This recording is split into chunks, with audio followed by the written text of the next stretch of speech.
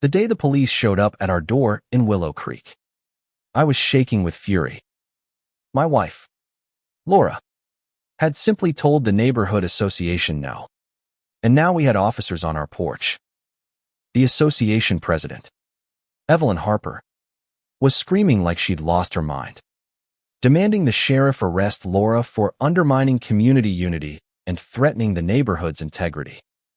Watching my wife treated like a criminal for standing her ground made my stomach churn. But then, the sheriff asked Evelyn one question that turned everything upside down, unraveling a web of secrets that would shake our quiet suburb to its core. It was early spring 2024 when we moved to Willow Creek, a peaceful riverside community in Oregon, hoping for a fresh start. Laura, our 13-year-old daughter Mia, and I wanted a break from the grind of city life in Portland. Our new home was perfecta cozy 4-bedroom with a view of the river and neighbors who seemed friendly enough, waving as we unpacked. I never imagined Laura, who I thought was just a corporate analyst, knew way more about federal investigations than she'd ever let on. The trouble started a week after we settled in. Evelyn Harper, the self-appointed queen of the Willow Creek Community Association, knocked on our door one crisp Tuesday morning.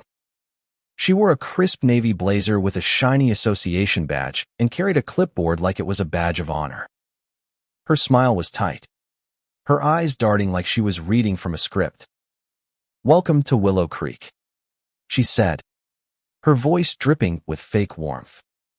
"I'm here to get you signed up for the Community Association. It's mandatory for safety and unity."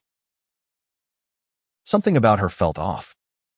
As a cybersecurity consultant, I'd learned to spot when things didn't add up, and Evelyn's pitch was setting off alarms.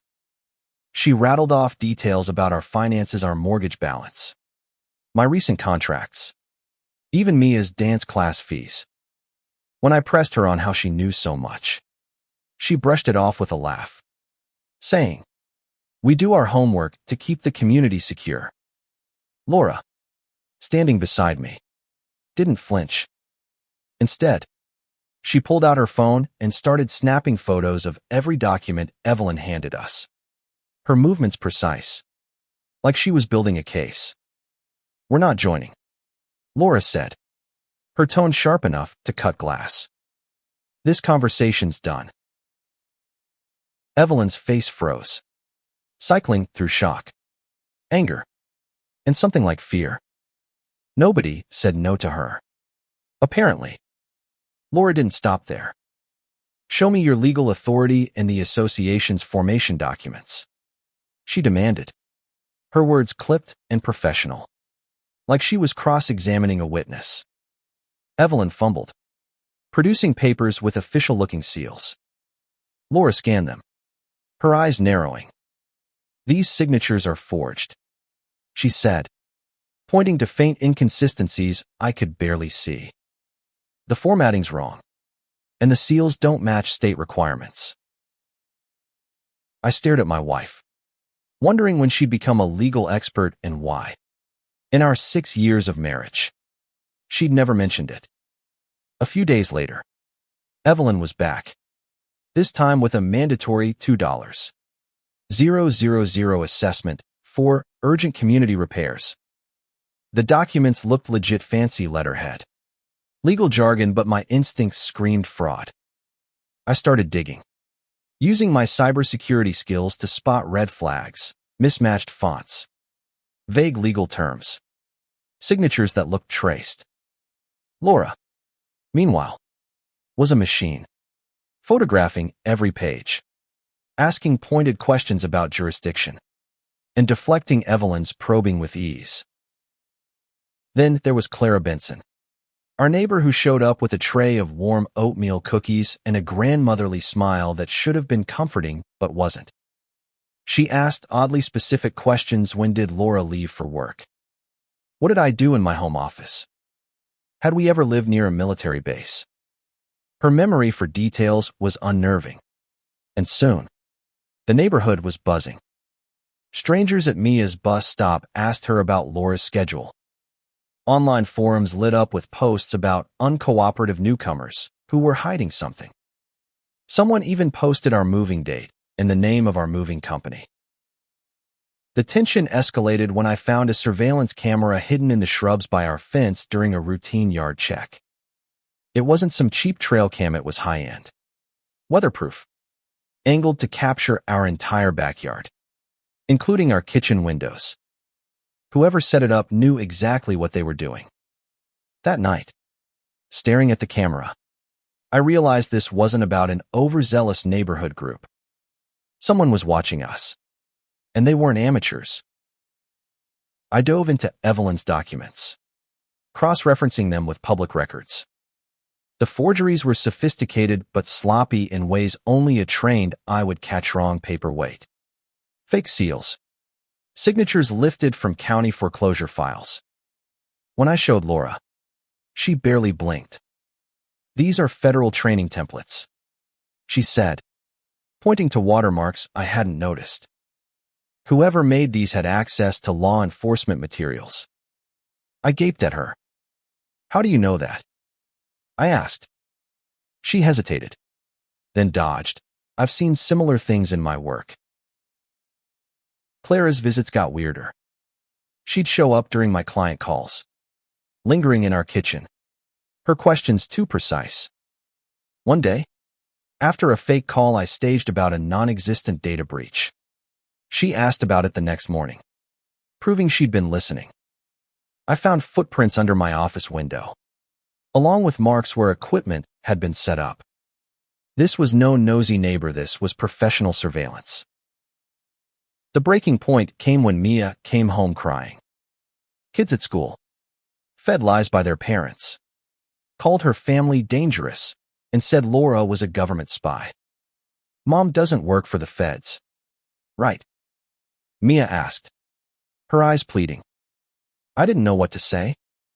Laura's calm, her expertise, her secret site was all starting to add up to something bigger. A viral video pushed things over the edge. Someone filmed Evelyn screaming at Laura to join the association, accusing her of being a federal elitist. The comments section exploded with strangers posting details about Laura's car, her parking habits, even her office building downtown. It wasn't gossip, it was organized intelligence. That night, I confronted Laura. Strangers know more about your job than I do, I said, my voice shaking. Are you with the government? She sighed, walked to our safe, and pulled out a badge.